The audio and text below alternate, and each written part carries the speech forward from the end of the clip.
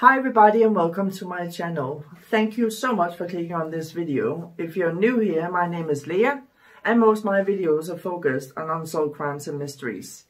If you're a returning subscriber, welcome back. So the case we're going to be talking about today, I know I always say they're very disturbing, but all my cases, I think they are all very disturbing. But as a YouTuber, we cover a lot of topics. And some of them are more disturbing than others, but I think as a YouTuber we all have a soft spot. Actually, I think as humans we all have a soft spot, and the case we're going to be talking about today is definitely my soft spot. I don't have words in my vocabulary to explain how I feel about this. We are going to be talking about a beautiful boy named Corey. He was only 6 years old and was forced to run on the treadmill by his father. Corey's mother filed more than 100 complaints because she saw bruises all over Corey's body, and she suspected that Corey's father, Christopher, was abusing their son. When I heard about this case, so many horrific memories just came flying back to me. Do you remember Baby P, Gabriel Fernandez, and so many other children that was abused and lost their life? I can't believe that this is still happening. So if you're ready, let's do this.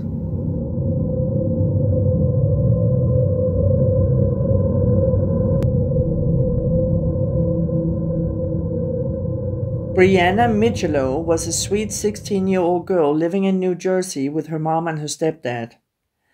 There is not a lot of information about her life or upbringing, but she did explain herself that she struggled a lot with drugs when she was younger as a result of a lot of bad things she had been through. It's also unknown how she met Christopher Gregor, but we do know that Christopher sexually assaulted her when she was only 16 years old. And not long after she was assaulted, she found out that she was pregnant. Breanna decided not to tell Christopher about the pregnancy and raised the baby on her own with the support of her mom and her stepdad. Breanna gave birth to the most beautiful baby boy, and she named him Corey. The first couple of years went really well. Breanna adored Corey and they became very, very close. But as Corey got older, he started asking questions about his father. One day Breanna and her mom picked up Corey from preschool, and Corey again asked them, "Why don't I have a daddy?" And he also told them that he really wanted a dad. Breanna and her mom looked at each other and was a bit confused and didn't know what to do. But after talking back and forth and discussing this, they decided to let Christopher know that he had a son. Christopher was very surprised about the news of him being a dad. And in 2018, they did a paternity test that confirmed that Christopher was the father of Corey. But it still took almost a year before Christopher began to see his son.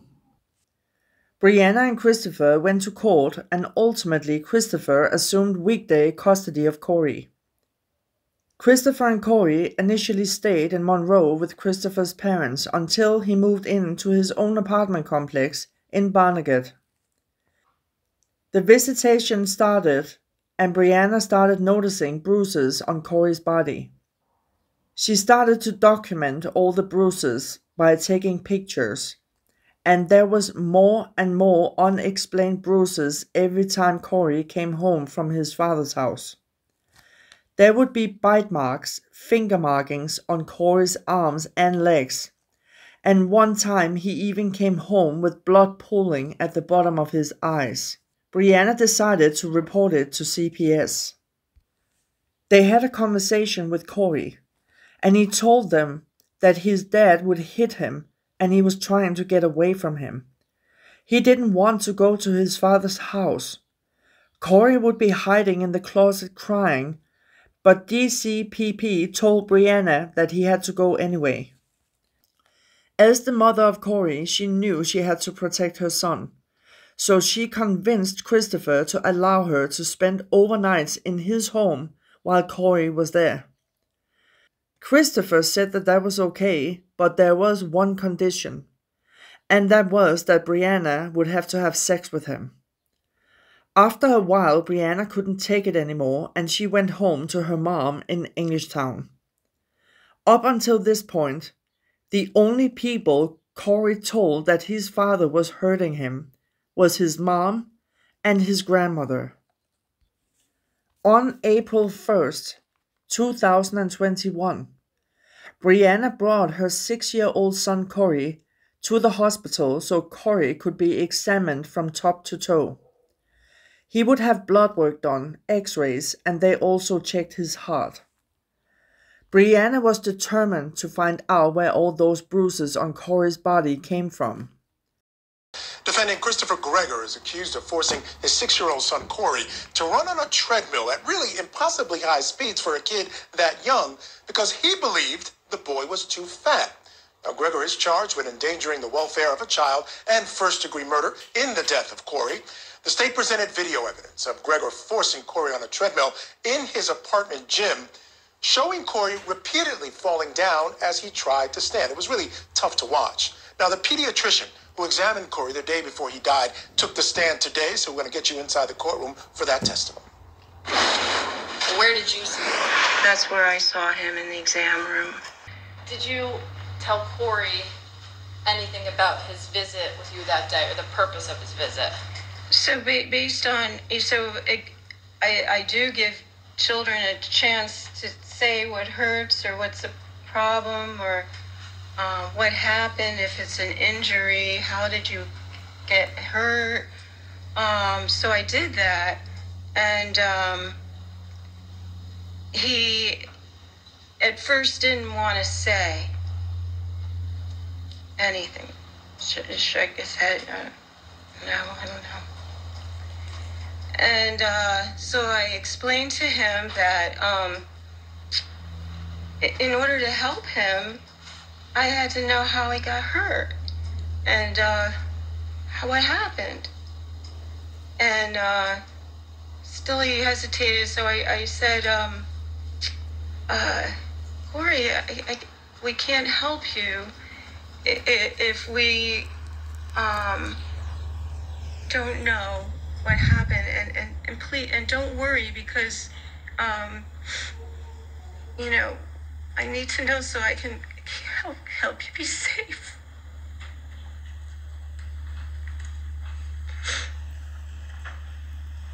And did Corey give you any response? And so he looked at his mom, and she said, You can't tell me what anybody else okay. said. But did Corey give you a response? He did. He said that he got the chest and arm and hip bruises and the forehead scrape when he was playing football outside on the turf. And he said that his dad was teaching him how to catch a football. And when I pressed him further, that's a lot from playing football. He said he got more bruises when he fell from a treadmill.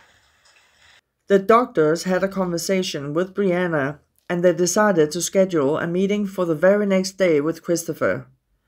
And the people that would be present at that meeting would be Corey's physicians, a child abuse expert, and Breanna and Corey. But Christopher, he never showed up. Corey's physicians told Breanna that besides all the bruises, Corey was fine and he was okay. When they were done in the hospital, it was getting a bit late, and Breanna decided to bring Corey back home. They slept together in her bed, and early in the morning they woke up, Corey had breakfast, and he was back to being himself. He was talking, smiling, laughing, and just being silly, just being Corey.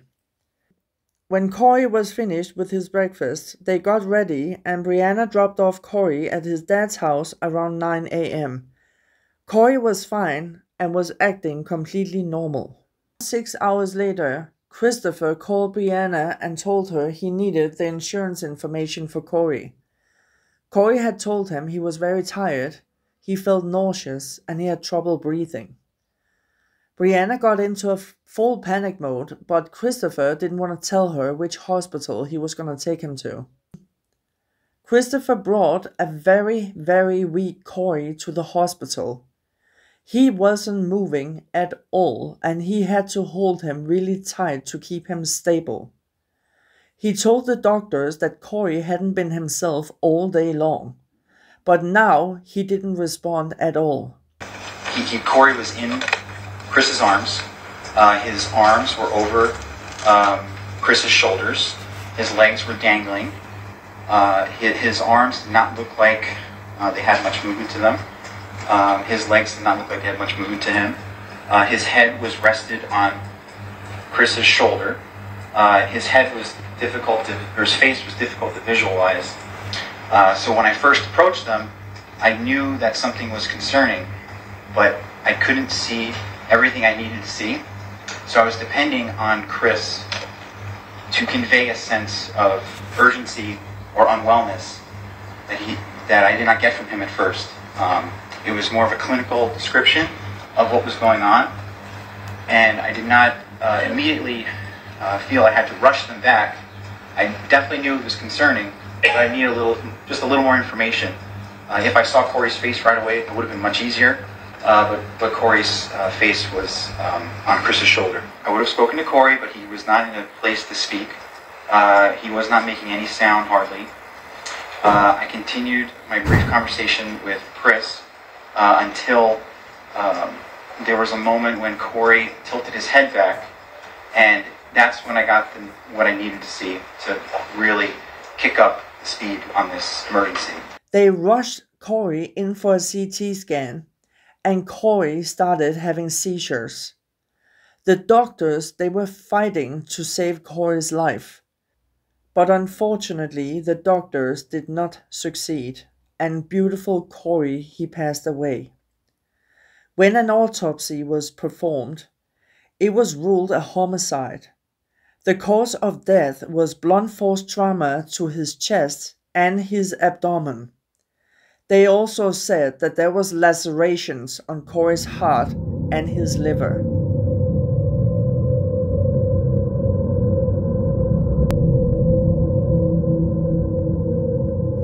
So I'm going to share with you what I think about this case and what I think was going on and what was happening. And I don't have a lot of new theories, but I do want to share my opinion with you and share with you what I observed watching that treadmill video.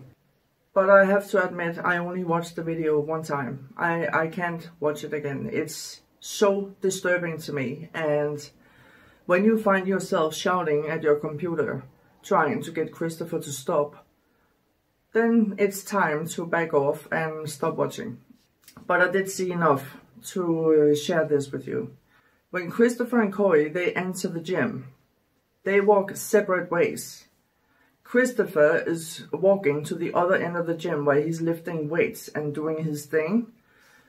Corey, a 6-year-old boy, walks alone to the treadmill.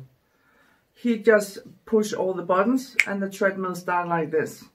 So a 6-year-old boy knows exactly how that treadmill is working.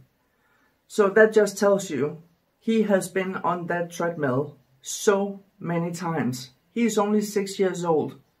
I even have problems with the treadmill when I go to the gym because there's 1 million buttons on those machines.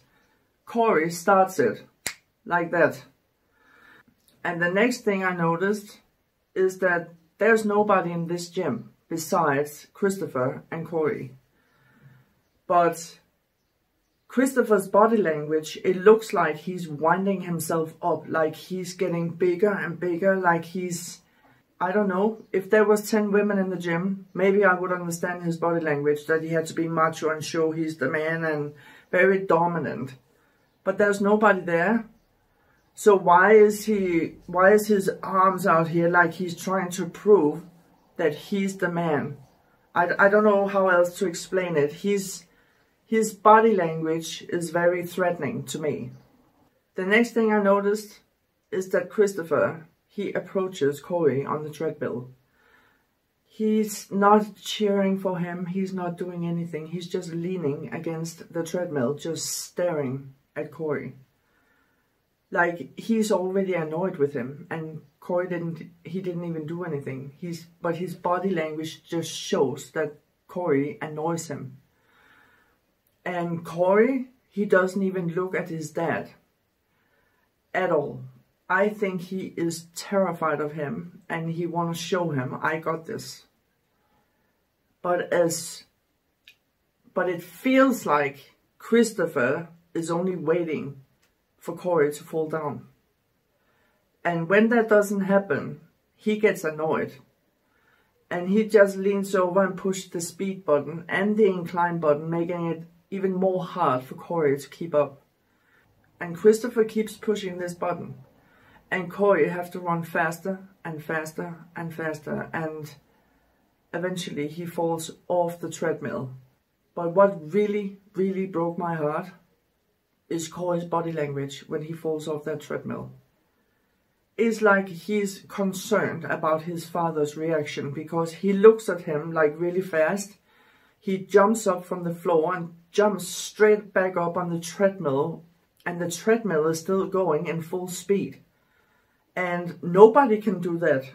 Nobody, not even an adult. And Christopher knows this. But he just stands there watching, while Corey, in full panic mode, he keeps falling down. Then he keeps getting up and jump back on the treadmill, where he falls again and again and again. Christopher doesn't approach Corey. He's not hugging him. He's not asking him if he's okay. Nothing. Not even a hug. He's 6 years old. Christopher knows that Corey, he hurts himself every time he falls down on that treadmill. And he feels nothing. It's like he's enjoying Corey's struggles. And I'm thinking, if that boy is so terrified of his own father, what is he doing to him at home? Because I think there's a lot of things that we don't know. There's a reason that Corey is so terrified. And if that's the way he treats his son in the gym, I can't even think about what he's doing to him behind closed doors at home. It broke my heart. It really, really hurt my heart to watch that. And then when they left the gym, he's not even holding his son's hand or just holding him, put his arm around him, nothing. He just walks to his car as Corey is not even there. It seems like he's walking 10 meters in front of Corey. I think this man is so evil. He's evil. I don't know any medical terms for this person, but in my opinion, he's a narcissist. He's a bully, and he's a psychopath. The next thing I want to mention is very, very disturbing to me and terrifying. To me, it's clear as daylight what happened here. The day before Corey was supposed to go to his dad's house, Breanna decides to take Corey to the hospital for a full exam because she wants to know where all these bruises on Corey's body they come from. He has so many bruises. He has bite marks. It's horrifying. And it's not normal for a 6-year-old child to have that many bruises. These doctors, they check Corey's body from top to toe. They do blood work, they do x-rays, they check his heart, they check everything. And they told Breanna, he definitely has a lot of bruises and bite marks. But other than these bruises, he is okay. He is just fine. Everything is fine. The doctors decided to call a child abuse expert and schedule a meeting for the following day, where Christopher was supposed to be there, Breanna, Corey, and the doctors, and of course the child abuse expert. After all the examinations and conversations is finished in the hospital, it's getting a bit late, so Breanna decides to take Corey back to her house, where they would sleep together in her bed. In the morning, Corey had breakfast. He was being himself, he was being silly, he was making jokes and being funny, and he was just himself. At 9 a.m., Breanna drops off Corey at his dad's house, and she said that he was completely normal. He was talking normal, he was walking normal, everything was just fine. 6 hours later, Christopher calls Breanna because he needs the insurance information for Corey. Christopher wanted to take him to the hospital, but he didn't want to tell Breanna where he was taking him. Breanna went into a full panic mode. She wanted to find her son. So she decided to call every single hospital she could think of. She made a lot of phone calls, and she did find him. She ran around the house, gathered everything that she needed, and just ran out the door. But when she stepped onto the street, she was met by police officers that gave her the very sad news that Corey had passed away. She had just dropped him off at his dad's house 6 hours earlier. And my opinion on this is that Christopher knew that he was being called in for a meeting about child abuse. So he knew that Corey had been talking in the hospital and probably told everybody what he had done to his son. So now it was not their secret anymore. He knew that Breanna knew, the doctors knew, the child abuse expert knew, everybody knew, and that made him really angry. So what kind of mood do you think Christopher was in when Breanna dropped him off 9 a.m.? I think Christopher was beyond angry. Beyond angry. And he probably blamed Corey, telling him that it was his fault, that he was going to get in trouble now. And nobody knows what happened to Corey in that house. But remember, when Corey was in the hospital the day before, besides all his bruises and bite marks, he was fine. No broken bones. His blood work was fine. His heart was fine. He was okay.